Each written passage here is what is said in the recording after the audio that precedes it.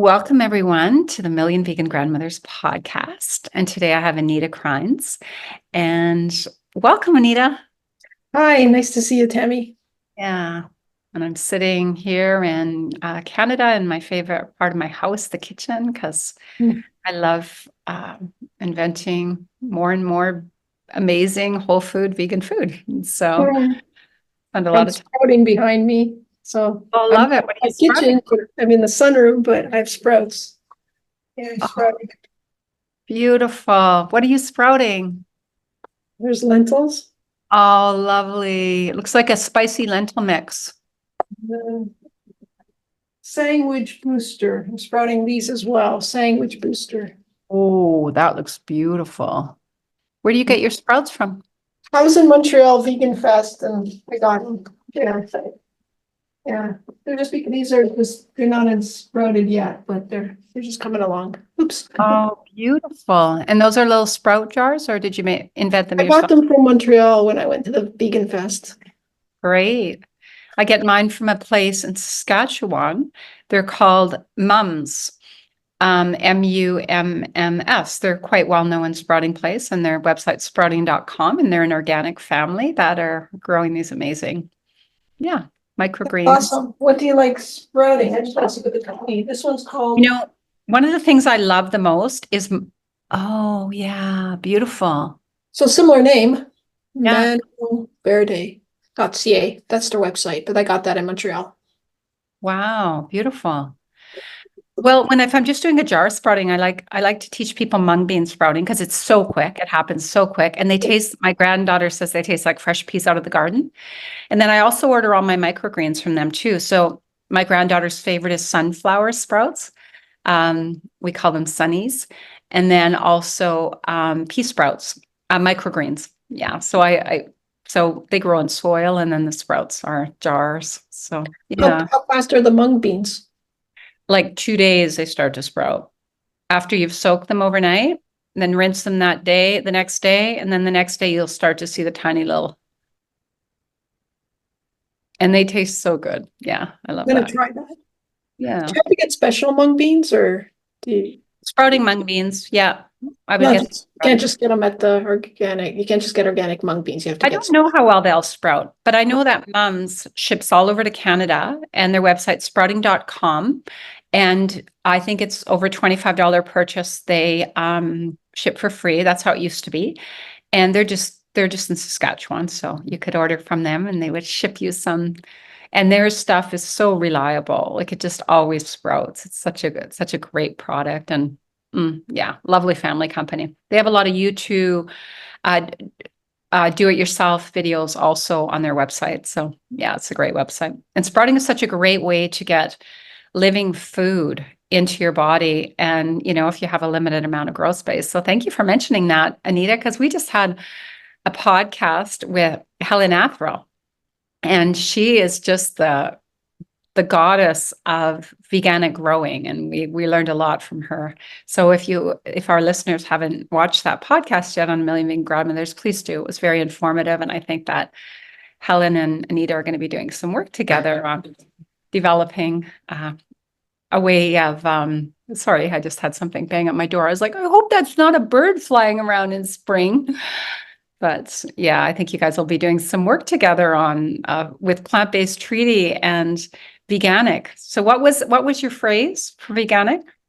Veganic is the real regenerative agriculture. That's right. That's right. I think Ray Kowalczyk came up with that. And as soon as he said that, I said, wow, that's such a good idea. So just yeah. Yeah. So thank you, Anita. Anita, you started in Toronto on Toronto Pig Saves when you realized, what was going on in the food industry and animal agriculture, and then you went on to you founded the the Animal Save movement, and now you're full on with plant-based treaty. So wow, you have a background in political science, I believe, and you come at it from many directions, but you are a go-getter. I noticed even in our last podcast how As soon as an idea sprouts for you, literally sprouts for you, you're gone with it. And you don't let a lot of moss grow under your feet when it comes to taking creative action in your processing. So thank you for that, because we need that. We need to be aware, feel the felt sense shock of what's happening, go into compassion, empathy, and move right into creative action. Yes, I mean, I think it's because we have a lot of great team members, and it's easy to take action when you're in a community, as you know, with, Salash Rao and your own, the groups you're working with. It's just like, it's fun when you're in a community to take action.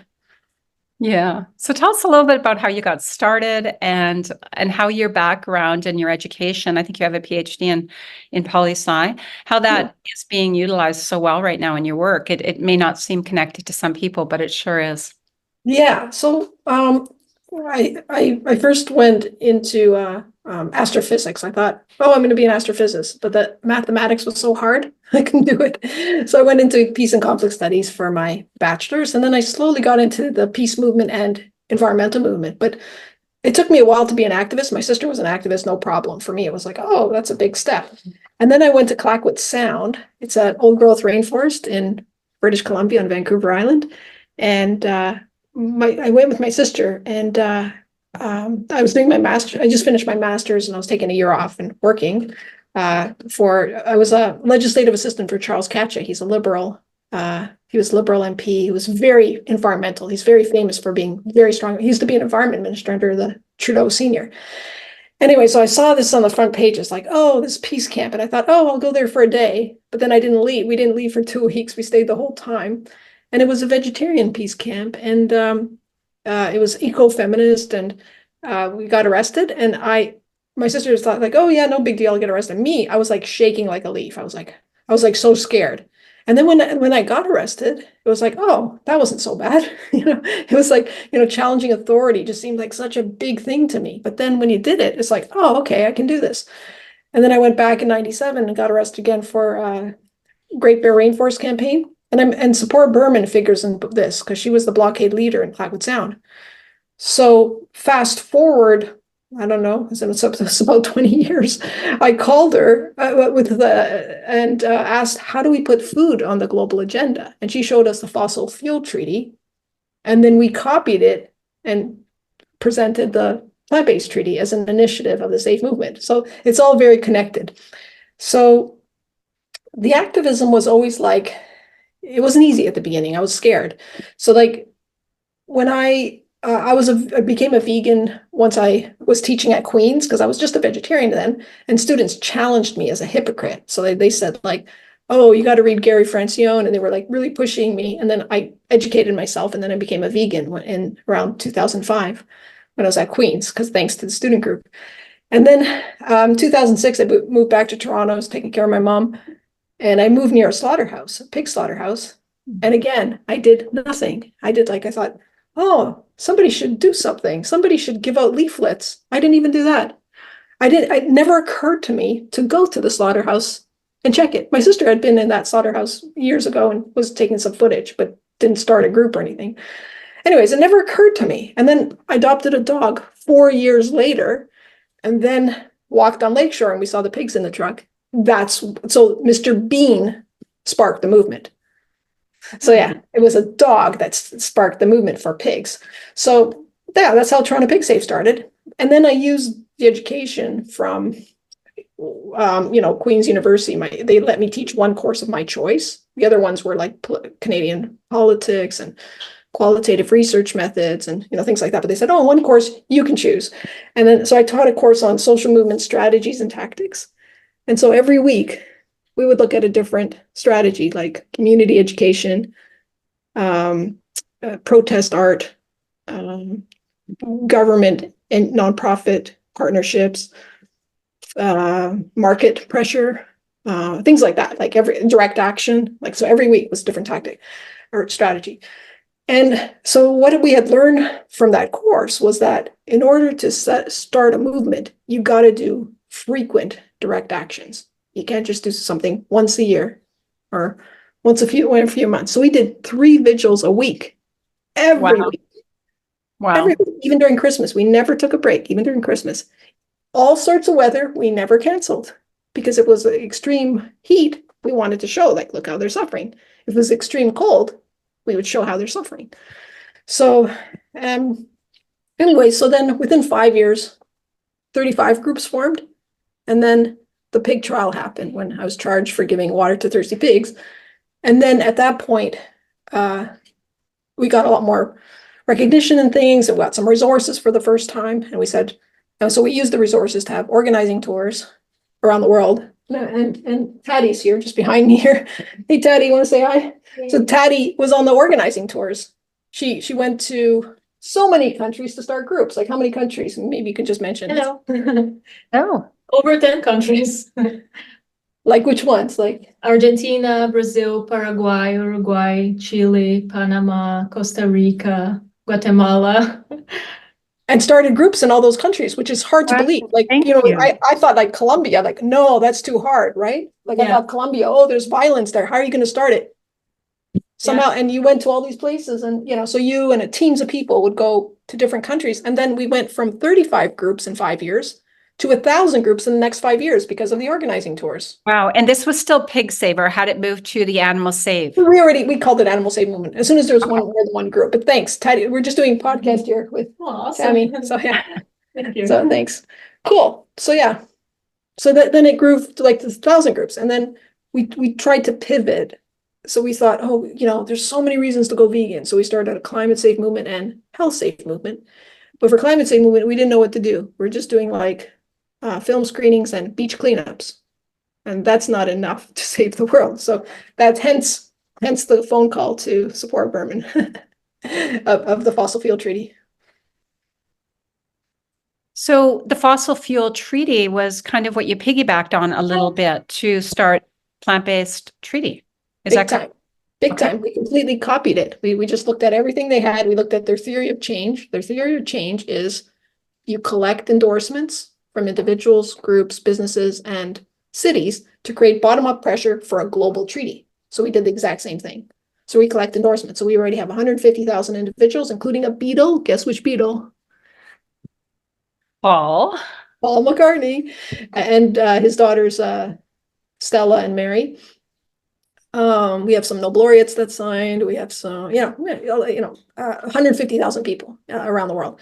Then we have more than 3,000 businesses and groups in 27 cities, including one Canadian that just signed on, Rainbow Lake.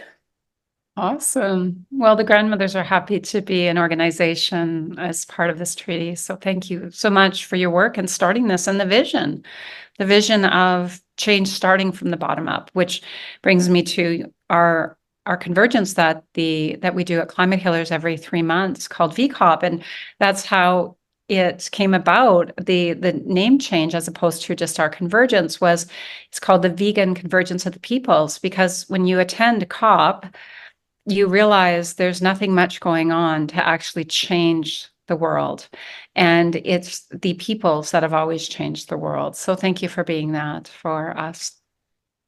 Yeah, thank you. Yeah, we have like 5 programs. So one is just like collecting endorsements. The second is the city campaign. The city campaign has really taken off. The third is like menu change. Fourth is global climate talk. So we actually have UN observer status. Dr. Salash Rao was very generous, always helping us with badges, getting more badges. So like we do go to the global climate talks. And then the 5th program is training. So with respect to the global climate talks, we feel it's still good to be there. I know the change is slow, but we are pushing hard for plant-based transition there. And I think it's important to have that voice. And yeah, we're going to go there again. And this year last year in 2023, for the first time ever, we produced this report called Safe and Just: Plant-Based Treaties, Vegan Donut Economic Approach to the Food Systems. So it's a really important report, 146 pages, and it looks at all the planetary boundaries. Climate is just one. There are 9 planetary boundaries, and animal agriculture is breaching 5 of those and is negatively impacting the others. And then Kate Raworth, she wrote a book called Donut Economics in 2017. And so we use that as a framework. So the donut is the the green part of the donut is the safe and just area. The outer part is the planetary boundaries, and then the inner part is the UN Sustainable Development Goals. So what we did is we put plant-based transition on the inner part. We focus on the food system. What needs to happen for us to have a safe and just green zone?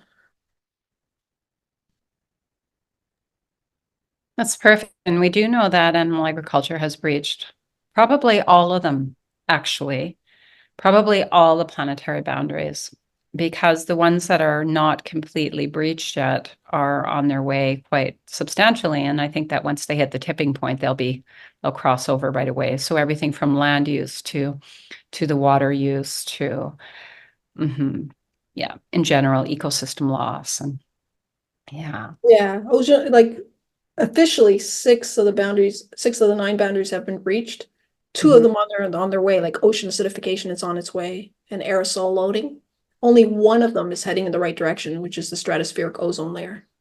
But all the others are like 6 of them have been breached. Like it's really concerning. So we have a donut. I can show you. We have a flyer that's a donut. But yeah, so it shows, see the 9 are breached. You see at the bottom, ocean acidification is heading there. And so it's, yeah, so that's the. I'm surprised it's not there yet. When we see the bleaching and the stuff that's going on in the ocean, I don't know who's coming up with those numbers. When I found the ocean acidification level wasn't breached yet, how bad does it have to get? That's my question.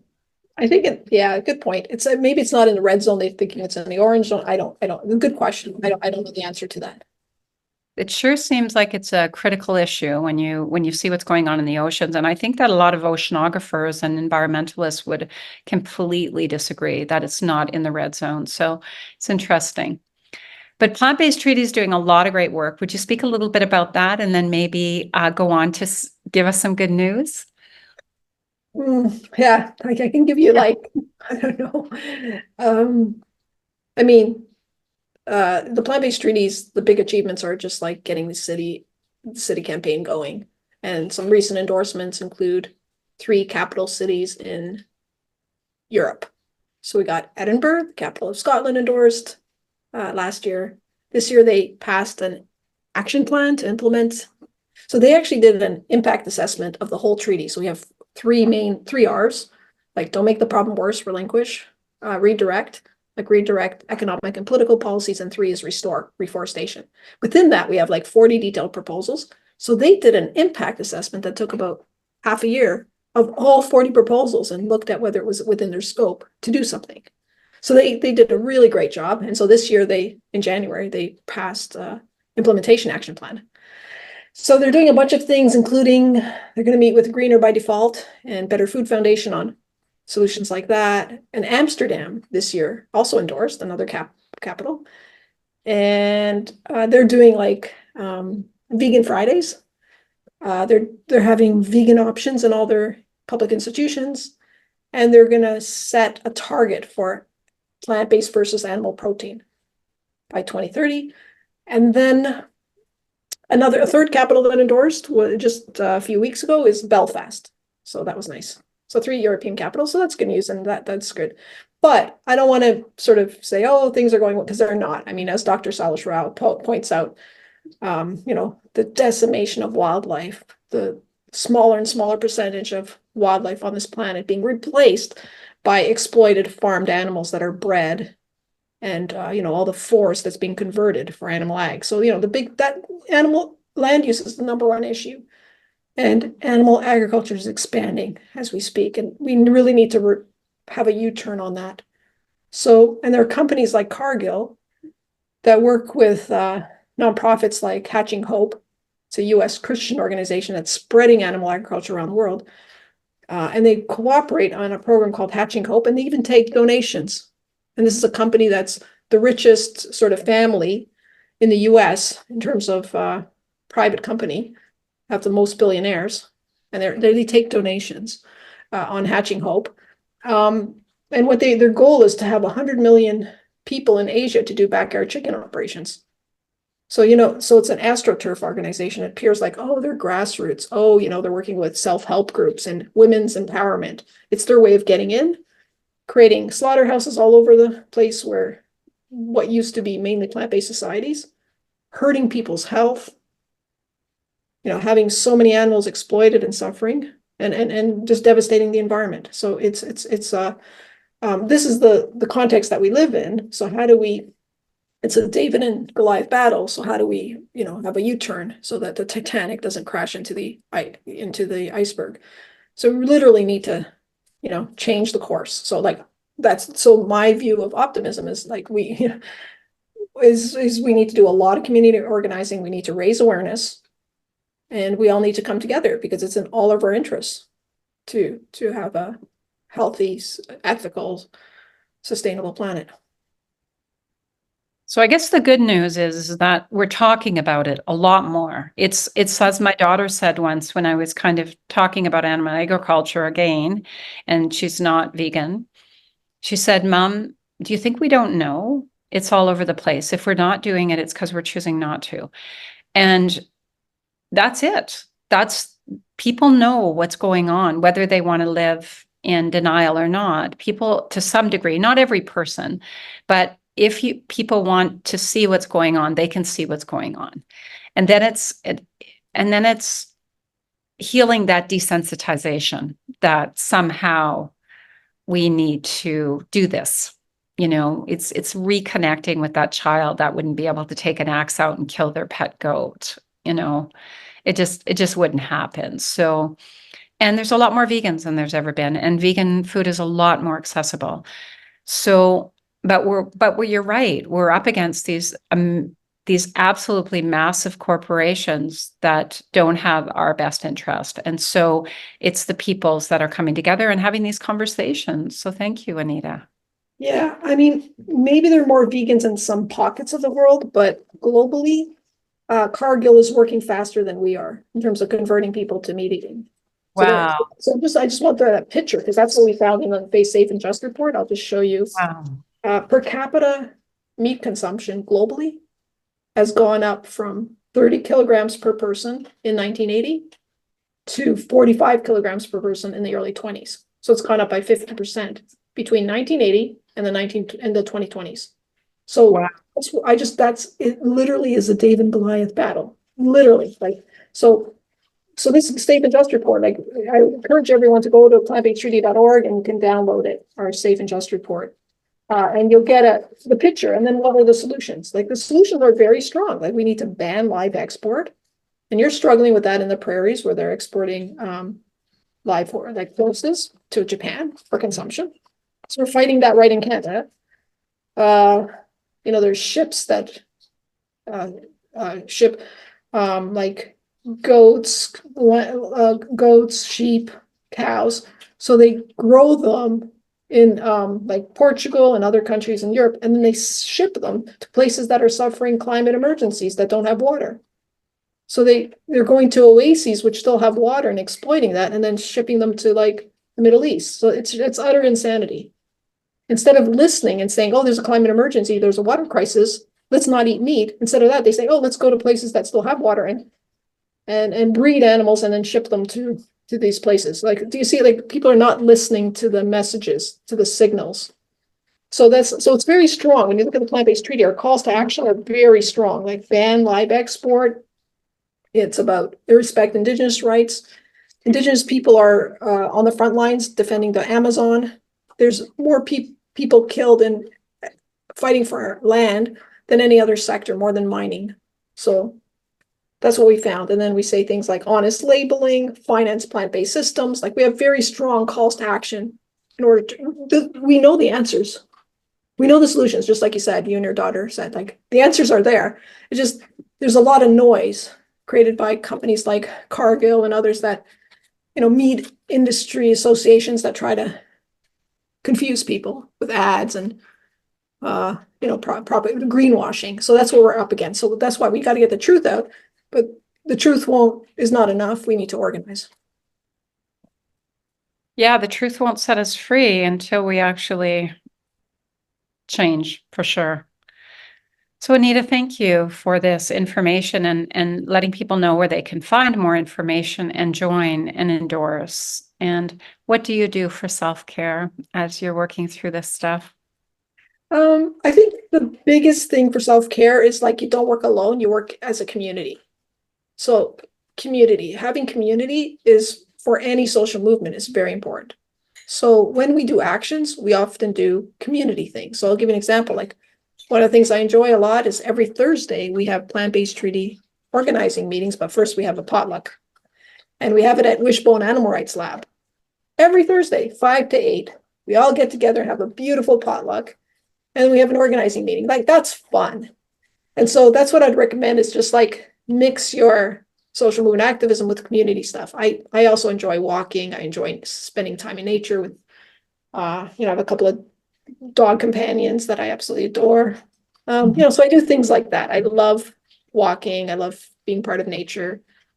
That kind of thing. And I love being part of communities that are making a change. I love spending time with people that care and that are organizing, like activists are my favorite people besides non-human animals who are my favorite people. Well, people in our community become our family, the only family we can truly relate with, the ones that we feel the closest with. And I really, really appreciate you saying, getting onto the earth, getting onto Mother Earth. It just warmed up enough here to start walking bare feet. And I can't even believe, I'm always shocked at how much more energy I have and how my joy factor goes up and how my inflammation decreases just being barefoot on her. That's beautiful. And my first day of walking barefoot on Mother Earth on Thursday, I had these words run through me. So I think I'll end with this poem. I was asked by a vegan friend of mine who has the Vegan Posse podcast. She's lovely, Chrissy, as she's also a lawyer. And she was talking on our last circle with Dr. Will Tuttle. He has a compassion circle every second Thursday, and the World Peace Diet compassion circle. And she said, I'm just really exploring self-love. It might be her next book. And I was thinking about how conceptual that self-love is. And I was thinking about growing up in the Canadian Shield in the middle of the bush as a child. And what that did for me many of us were raised maybe in homes that weren't necessarily supportive. Maybe there was lots of flesh on our plates, and maybe there was, like me, there was a moose hung in the garage after it was killed until it was completely whatever they were doing with it. No blame. So this is called Mother Earth, a self to love.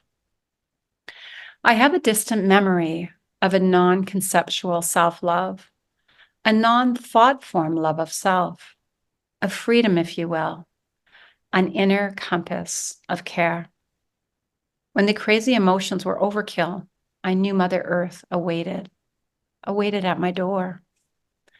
And I stepped into her, onto her, upon her, and I was taken in. All crazy evaporated from my flesh, my aura, my eyes, from that human pain indoors, inside the domain they called my home. I picked buttercups and clover and rolled over greener grass. I climbed trees and hid like a bird without a word. She held me deep inside her pulse. I played in the river. She washed me. I danced my fingers through the pollywogs. She transformed them into hopping beings, so I hopped with them. She taught me how to forage wild blueberry and red clover. Then I found a feather friend to play Red Rover, calling crow over. They said I had a good imagination. I called it my mother nation, a great exhalation in a world gone mad. Thank you. Thank you for that. Yeah, I wrote that last Thursday, my first day of barefoot walking. Aw, that's so nice. It writes through me, as many writers say. Oh, So beautiful. thank you. You have Namaste. crows. Crows. I love crows. I have really good crow call, but I've tried to share my crow call over Zoom and it doesn't. It cuts it out because it's a certain frequency. So when we see each other in person, I will give you my crow call. Yes, people think it's a real crow. That's wonderful. That's how I used to call my grandchildren, and they knew it was me. So thank you very much. Thank you too. Thank you. Thank you. Take care.